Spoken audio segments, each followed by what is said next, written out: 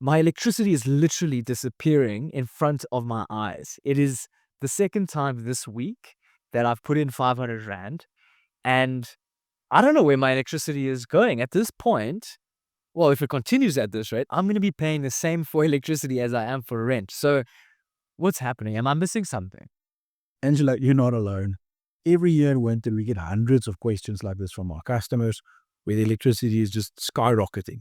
And the truth about it is it's not just one thing. It's actually three things hitting you at exactly the same time causing this. Let's unpack what it is and also give you some practical tips about what you can do to start saving today. Yeah, I get that it's winter, right? And I'm busy freezing my butt off because we're not trying to use heaters. I like to think that I'm quite a diligent person. And when I leave the house, I switch off the lights. I obviously don't run the pool during winter, right? And I just can't understand where my electricity is going. I'm barely at home during the day. Angela, the silent culprit here is actually your geyser. It's using a lot more electricity to heat up your warm water. But how's that even possible? It's not like I'm changing anything about what I do. I still shower in the morning, shower in the evening. I'm not using a lot of hot water during the day. Why would my geyser be doing this all of a sudden? Let's break down the three things. Okay. Firstly, take a step back. It's winter. Okay. The average temperature now is about 9 degrees Celsius in Johannesburg. Compare that to summer, it was 20 degrees. What that means is your geyser has to work harder. Your geyser constantly cools down. And because it's cooler outside in winter, your geyser loses more of its heat. And it requires more energy just to maintain the same temperature. That is about a quarter of your geyser's electricity consumption. And then, when you use warm water, your geyser gets refilled with cold water. And your geyser now has to heat colder water to get it up to a comfortable temperature. Think about it. In summer, the water comes in at 20 degrees Celsius, and in winter, it comes in at 9 degrees Celsius. And in both cases, it heats up to 55 degrees. In summer, it's 35 degrees, and winter, it's 46. So your geyser has to work harder to get to the same point. Now, the second point is you're just using a little bit more warm water than you realize. You're human. What happens in winter is your shower's mixer is stood a little bit more to the left than usual. And your shower is maybe a minute or two longer. Maybe you take a bath or two in winter you would have taken in summer. And we generally see our customers using 20 to 30% more warm water in winter. Thirdly, is in July, the municipalities just increased the price of electricity. So everybody's paying more for exactly the same electricity. My geyser is using more electricity to heat colder water, and naturally, I use more warm water during winter. And to top this all off, the municipality is increasing their prices. What am I supposed to do? How can I actually take care of this problem? Here's a few quick tips that I think every South African should look at. Firstly, and it's focused around reducing your geyser standing losses. Now, one, you want to make your geyser a little bit more efficient. And the best way to do that is to wrap it in a geyser blanket. It can cut your losses by 20 to 40% quite effectively. This works better for geysers that's installed outside, so it can catch a little bit of wind and there's less insulation around it, and older generation geysers installed in a roof.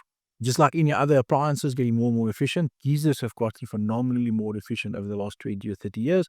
Then you want to minimize your standing losses by not unnecessarily heating your geyser. So just to think about it, you don't need to keep it warm all the time, and the warmer your geyser is, the higher the standing losses. So what you can do is you can just switch your geyser on every time before you use it. You get a lot of very good Wi-Fi geysers timers these days. You can set your schedules that you fit your lifestyle. So for example, you can switch your geyser on every morning at 5 a.m. and off at 6, and that will give you warm water for the mornings, and the same for the evenings. And by letting it effectively run cooler in the rest of the day, you are saving your standing losses. That's good. I mean, I think I can get that done this weekend, right? But what's the silver bullet here? What is really going to give me a overall solution to reduce my cost? Like, I mean, if you want to make a real step change and really bring down your geyser's heating costs, you need to look at fundamentally how you're heating your geyser. Now, there's a few very good options in South Africa, available in South Africa and commonly used here. One, there's gas geysers. Okay, they're very popular. They're relatively quick to install. We find that it works well when it's a smaller home and all the points of consumption, water consumption is close to where the geyser is installed. But what I don't like about gas geysers is the moment you got a bigger house and you've got multiple geysers, you've got multiple gas bottles and big gas lines running, things can get a bit more complicated and it needs to be all looked after. The second option to look at would be a thermal solar panel that uses the heat from the sun to heat up your geyser. Now, you can retrofit your existing geyser and just get a panel added to it. These panels use the radiation heat from the sun to heat up the water. There's a few things to note about them. Even though they're incredibly efficient to work most of the year, what we have seen in practice is that especially during winter months, so you like think June, July, August, when you use the most warm water, they tend to be quite ineffective. And you still have to use your geyser's normal electric element to heat up your water. So it worked for most of the year, but doesn't always work in winter. The other thing I'm not necessarily a big fan of around these is you need to have a circulation pump and there's more plumbing involved and all that stuff. It just feels to me like it's another thing to maintain at my house. The third option that you can look at is a heat pump for your geyser. Now, heat pumps are incredible pieces of equipment. They are extremely good at heating water cost effectively and using significantly less electricity, but they are expensive to install. Okay, it's a bigger capital investment, and you need to also maintain these things. They're not going to just look after themselves. You have to make sure you regas them from time to time, make sure they're clean and serviced, just like a normal aircon, like you would do with the air conditioner, and just make sure it's keep operating in tip-top shape. They can't heat as high as a normal element can, but most of the modern ones can do 55 degrees Celsius quite comfortably. The big question you just have to ask is, are you using enough warm water to that geyser that you're putting a heat pump on to justify that investment that you're making? As a rule of thumb, if you're 4 or 5 people using water from a single geyser, it's generally worth it to actually get a heat pump installed. If you're a single person on a geyser, I don't think the savings will ever really justify the cost of getting that heat pump installed. The fourth option, and this is my personal favorite, is you're looking at a whole-home solar system. In South Africa, generally most homes need solar in any case for backup power, and you want to bring your overall cost of electricity down. Now, the approach to this would be you install additional solar panels to give you a bit of excess electricity generation.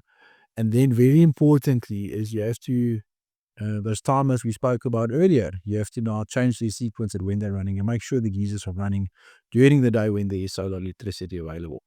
The nice thing about doing a solar system for your house is if you're already installing solar for backup purposes and all that, it's not a big additional investment to make it big enough to make sure you can heat all the geysers with it. And the other great thing is you can heat multiple geysers with one solar system. You put your current system up and you can heat 2 or 3 geysers quite comfortably with it. You just have to manage the timing. Now, you don't need to do this. These aren't mutually exclusive decisions. You can actually combine these solutions to find the right fit for your home or your geyser, especially with multiple geysers on the property. You need to think what strategy will work best there. But you could, for example, put a heat pump on and get a solar system and it just double up in your savings. But yeah, lots of options to look at there. There's something for everyone. Oh, okay. I didn't know that I had so many options, so thank you for that. If you found that helpful as well, be sure to hit the bell, subscribe, and leave a comment if you have any questions for us. We're passionate about energy, so we'd love to engage with you and answer some of your questions.